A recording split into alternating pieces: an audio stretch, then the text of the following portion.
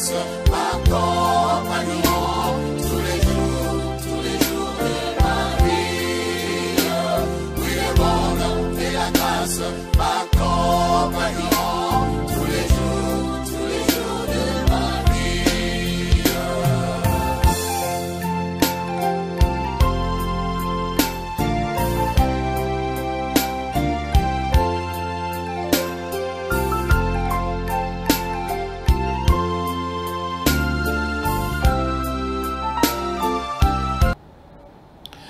Paix et grâce du Seigneur vous soient multipliées. Partout où vous êtes branchés à la télévision Sangomalamu, il est temps pour nous de méditer la parole de Dieu pendant ces 15 minutes qui nous sont réservées. Vous avez vos Bibles, vous avez vos blocs-notes, vos stylos, vos lecteurs ou vos cartes de méditation. Ensemble avec nous, nous allons méditer la parole de Dieu. Bonjour Maman Rose. Bonjour, Pasteur Jérémie. Soyez la bienvenue. Merci beaucoup. Voilà, nous sommes avec Maman Rose, vous aussi. Ensemble, nous allons méditer la parole de Dieu. Mais avant cela, je veux que nous puissions prier. Seigneur, entre tes mains, nous nous recommandons.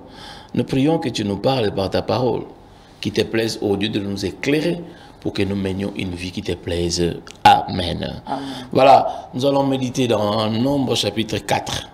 Du premier verset au 21e verset, Maman Rose va nous aider avec la lecture. Après votre lecture, nous allons répondre aux 3 questions que le lecteur nous a proposées. La question 1, la question 2 et la question 7. De qui, de quoi parlent ces versets? Est-ce que ces passages m'ont quelque chose sur Dieu le Père, Dieu le Fils, Dieu le Saint-Esprit? Et quelle vérité Dieu me révèle-t-il dans ces textes? Lisons d'abord la parole de Dieu avant de pouvoir répondre aux questions. Merci, lisons au nom du Seigneur. L'Éternel parla à Moïse et à Aaron et dit: fais le recensement des descendants de Kehat d'entre les fils de Lévi, selon leurs familles et leurs groupes familiaux, depuis l'âge de 30 ans jusqu'à celui de 50 ans, c'est-à-dire tous ceux qui seront recrutés pour accomplir quelques tâches dans la tente de la rencontre. Voici quelle est la tâche des Kéhatites dans la tente de rencontre. Ils auront la responsabilité des objets très saints. Lorsqu'on levera le camp, Aaron et ses fils descendront le voile de séparation et ils en couvriront le coffre de l'arc de l'Alliance. Puis ils mettront par-dessus une couverture de peau de dauphin sur laquelle ils étendront une étoffe entièrement teinte en pourpre violette. Ensuite, ils fixeront des barres servant à transporter le coffre. Ils étendront également une étoffe de pourpre violette sur la table de pain qui sont exposées devant moi. Ils y mettront des plats, des coupes, des bols, des gobelets par la libation. Quant au pain des libations, quant au pain de propiation perpétuelle, il restera sur la table. Ils étendront sur les objets une étoffe de rouge éclatant et couvriront de tout d'une couverture de peau de dauphin, puis ils y fixeront des barres pour le transporter.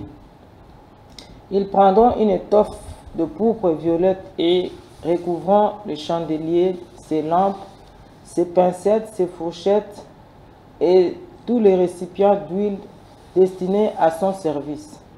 Ils envelopperont avec tous ses accessoires dans une housse de peau de dauphin et déposeront tout sur le brancard. Ils déploieront une étoffe de pourpre violette sur l'autel d'or et ils le couvriront d'une couverture de peau de dauphin, puis ils y fixeront des barres pour le transporter. Ils prendront tous les objets dont on se sert pour offrir dans le sanctuaire, ils les mettront dans une étoffe de pourpre violette et les envelopperont d'une couverture de peau de dauphin, puis ils déposeront sur une brancard. Ils ôteront les cendres grasses de l'autel et étendront par-dessus sur une étoffe de pourpre écarlate sur laquelle ils poseront tous les instruments utilisés pour le service de l'autel, les accessoires, les fourchettes, les pelles à cendre, les bassines. Puis Ils étendront par-dessus de tout une couverture de peau de dauphin et fixeront les barres pour le transport. Quand Aaron et ses fils auront fini de couvrir le sanctuaire et tous les ustensiles, au moment du départ du camp, les Kéatites viendront pour les transporter. Ils ne toucheront pas directement au sanctuaire car ils seraient mis à mort. Telle est la responsabilité des Kéatites concernant la tente de rencontre. Quant à Éléazar, fils du prêtre Aaron, il sera responsable de l'huile du chandelier, de l'encens aromatique, de l'offrande perpétuelle et de l'huile d'onction. Il assurera la supervision de tous les tabernacles, de tout ce qui s'y trouve, tant du sanctuaire que de ses accessoires. L'Éternel parla à Moïse et Aaron et dit, « N'exposez pas le groupe de familles des Kéatites à être retranchés du milieu des Lévites. Voici la manière dont vous agirez à leur égard pour qu'ils vivent et ne soient pas frappés de mort lorsqu'ils s'approcheront des objets très saints. Toi, Aaron et tes fils, vous entrerez et vous assignerez à chacun sa tâche en lui indiquant ce qu'il devra transporter. Ils ne doivent jamais entrer seuls pour regarder le sanctuaire, ne fût-ce qu'un instant, car ils mourraient. » Amen. Amen. Merci, maman Rose, pour la lecture. Nombre chapitre 4, du 1er verset au 20e verset. La première question, c'était de qui, de quoi parlent ces versets. Si on doit commencer de qui, on voit l'Éternel, on voit Moïse, on voit Aaron, on voit les descendants des Kéat, c'est ce qu'on appelle les Kéatites. On a Éléazar, on a les prêtres également, les autres.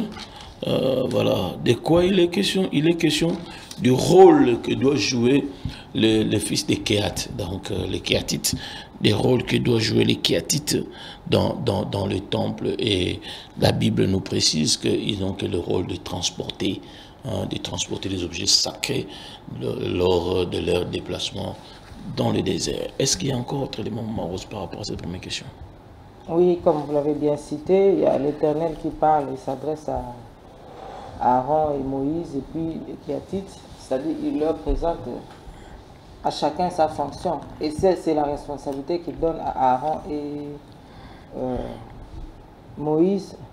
Quand nous voyons à la fin ici, il dit, n'exposez pas le groupe de familles des Kéatites à être retranchés du milieu des Lévites. C'est pour dire qu'il leur donne une très grande responsabilité. Oui. Ça, c'est l'Éternel. Ce n'est pas seulement leader, mais aussi responsable. Il est aussi responsable. La deuxième question, c'est est-ce que ces passages m'apprennent quelque chose sur Dieu le Père, Dieu le Fils, Dieu le Saint-Esprit? Nous disons oui avec Dieu le Père parce que déjà à partir du verset 1er, on dit l'Éternel parla à Moïse et à Aaron, il dit. Donc nous comprenons que Dieu est celui qui donne des orientations, Dieu est celui qui donne des commandements, Dieu est celui qui parle, qui dirige les choses pour que les choses aillent ou encore que les choses s'effacent comme lui, il veut, à moins qu'il y ait encore autre chose sur Dieu le Père, Dieu le Fils, Dieu le Saint-Esprit. Oui, c'est toujours Dieu le Père qui donne c'est un peu comme une description de la tâche de chacun, oui. Qui donne la responsabilité à Aaron, comme on l'avait bien dit. Et de quoi? Ce sont les fonctions des Kéatites surtout, dont on parle ici. Si les autres vont arranger, couvrir tout ça, mais les Kéatites ont tout simplement la tâche de transporter les ustensiles.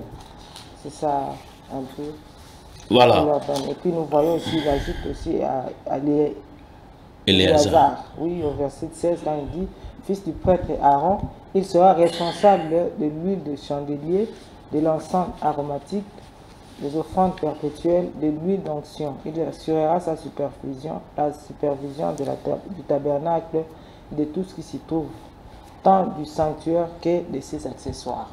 Donc c'est ça la responsabilité d'Éléazar aussi. Voilà, nous voyons là la responsabilité des Kéatites, mais aussi la responsabilité de Éléazar. Est-ce que dans ces textes, on peut trouver quelques vérités? Oui, on peut trouver quelques vérités.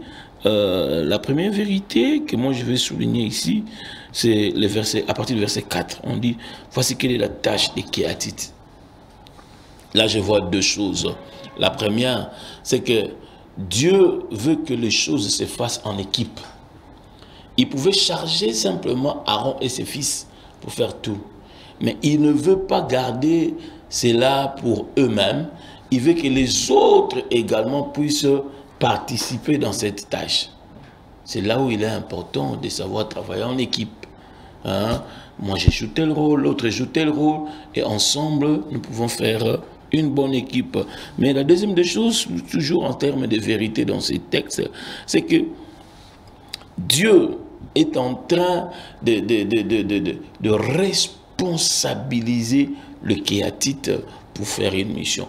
Nous comprenons qu'une bonne mission, ou encore tout ce que nous faisons dans l'œuvre de Dieu, il faudra que Dieu puisse nous les responsabiliser. En d'autres termes, il faudra que nous puissions recevoir ces dons-là, hein, du Seigneur, pour que nous puissions les faire bien. Sinon, alors, nous allons les faire ça avec beaucoup de remords, ce qui ne sera pas une bonne chose. On peut trouver des vérités, Maman Rose.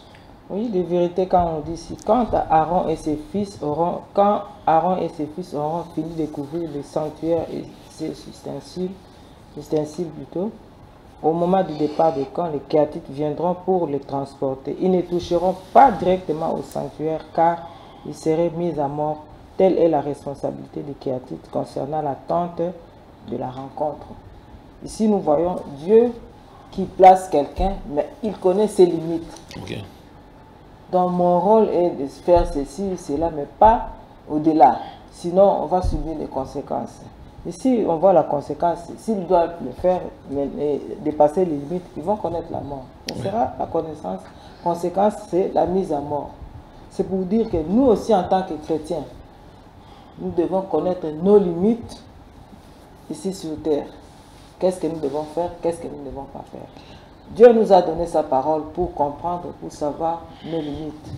Donc nous sommes enfants de Dieu, nous devons marcher selon la volonté de Dieu. Ce que Dieu nous demande de faire, ce que Dieu autorise, ce que Dieu admet, c'est ce que nous devons faire. Si nous allons en dehors, le salaire du péché, c'est la mort. Donc si nous allons en dehors de la parole de Dieu, nous risquons de trouver la mort. Nous risquerons de trouver la mort. D'ailleurs, là, le fait de respecter ses attributions est aussi un élément important, non seulement dans l'œuvre de Dieu, mais aussi dans nos travaux séculiers. Oui. Il sait que chacun puisse respecter sa parcelle d'autorité là où il lui est réservé, de peur que nous puissions piétiner sur les bandes des autres personnes, ce qui ne sera pas une bonne chose. Donc, nous comprenons que bien que ces personnes soient choisies par Dieu, le manque d'obéissance aux prescrits de Dieu entraînerait la mort. Ouais. C'est là où il est important que nous puissions comprendre que chaque fois que Dieu nous accorde une mission, nous devons le faire comme lui le veut. Si le monde ne nous sanctionne pas, Dieu va sanctionner si nous ne faisons pas des choses comme lui le veut. C'est ainsi qu'il dit, s'ils ne font pas comme ça, ils trouveraient la mort. Donc apprenons à respecter ce que Dieu nous dit, non seulement pour éviter les malheurs, mais ça va aussi aider à ce que le travail se fasse calmement, parce que chacun est en train de faire ce qu'il doit faire et personne ne pourra empiéter sur les attributions des autres. Maman Rose, notre temps est terminé. Si vous pouvez nous aider avec la prière. Oui, Seigneur notre Dieu, c'est toi qui es le chef par excellence. Et nous devons, Seigneur, savoir être là où tu veux que nous soyons pour faire ce que tu veux que nous fassions, pour ne pas, Seigneur notre Dieu, attirer ta colère. Tendre Père, nous te prions de nous conduire, de nous instruire encore davantage par le Saint-Esprit, ô Dieu, pour que nous sachions ta volonté, Seigneur notre Dieu, afin, Seigneur, de nous appliquer à ta volonté et non pas à dehors de celle-ci. Yahweh, nous te prions de nous conduire à toutes choses. Au nom de Jésus-Christ, nous avons ainsi prié. Amen. Amen. Que Dieu vous bénisse, bien-aimés. Passez une excellente journée. N'oubliez pas, faites le travail de Dieu selon les normes, les prescriptions, les recommandations qu'il vous a données. On se retrouve demain, même heure, même chaîne. Au revoir. Au revoir. bonheur et la grâce m'accompagneront tous les jours de ma vie.